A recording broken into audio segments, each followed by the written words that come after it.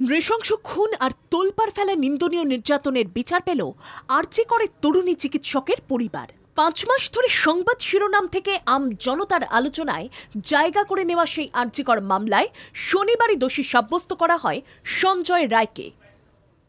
আর সোমবার শিয়ালদা আদালতের বিচারক অনির্বাণ দাস সিবিআই এর তদন্ত রিপোর্ট, নথি, তথ্য প্রমাণ, 50 জনের সাক্ষ্য খতিয়ে দেখে আমৃত্যু কারাদণ্ড দেন। সঞ্জয় রায়ের অপরাধের জেরে কিভাবে বাংলা উত্তাল হয়েছিল, কতটা ছায়া ফেলেছিল নারী পুরুষ নির্বিশেষে সাধারণ মানুষের মধ্যে, দেখে নেব সেই ঘটনাক্রম। গত বছর 9ই অগস্ট সেমিনার রুম থেকে মেলে চিকিৎসকের দেহ। অভিযোগ ওঠে ধর্ষণ করে খুন করা হয়েছে। 10ই অগস্ট কলকাতা পুলিশ কর্মরত সিভিক ভলেন্টিয়ার সঞ্জয় রায়কে গ্রেফতার করে হেফাজতে নেয়। 12ই অগস্ট কলকাতা পুলিশকে 7 দিনের ডেডলাইন দেন মুখ্যমন্ত্রী মমতা বন্দ্যোপাধ্যায়। পুলিশ কিনারা করতে না পারলে মুখ্যমন্ত্রী কথা দেন সিবিআই এর হাতে তদন্ত ভার দেওয়া হবে। 13ই অগস্ট হাইকোর্টের নির্দেশে মামলার তদন্ত ভার নিয়ে সঞ্জয়কে হেফাজতে নেয় সিবিআই। 14ই অগস্ট সিবিআই 25 সদস্যের টিম তৈরি করে অপরাধীদের খুঁজে বের করতে। রাত দখলের ডাক দেয় নাগরিক সমাজের একাংশের মানুষ। 15ই অগস্ট আরজিকর হাসপাতালে ভাঙচুর চালায় একদল মানুষ। 16ই অগস্ট পুলিশ আরজিকরের ভাঙচুরের ঘটনায় 19 জনকে গ্রেফতার করে।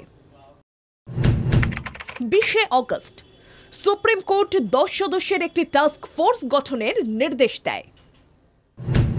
2রা সেপ্টেম্বর আর্থিক দুর্নীতি মামলায় সিবিআই গ্রেফতার করে সন্দীপ ঘোষকে।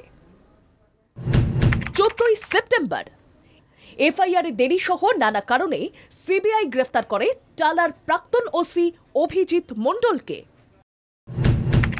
7ই অক্টোবর সঞ্জয় রায়ের বিরুদ্ধে চার্জশিট জমা সিবিআই এর। 11ই নভেম্বর শিয়ালদা আদালতে শুরু খুন ধর্ষণের বিচার।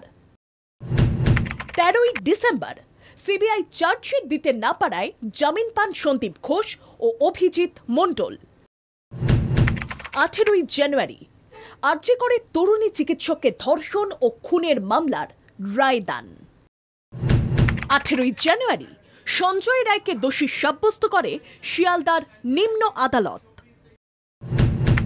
20শে জানুয়ারি সঞ্জয় রায়কে আজীবন কারাদণ্ডের নির্দেশ দেন বিচারক অনির্বাণ দাস।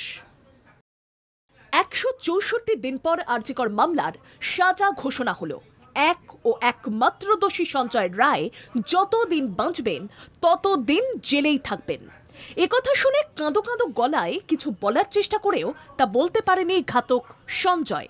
অনেকেই বলছেন যে অপরাধী চিকিৎসককে হত্যা করল তার কঠোর সাজাই প্রাপ্য।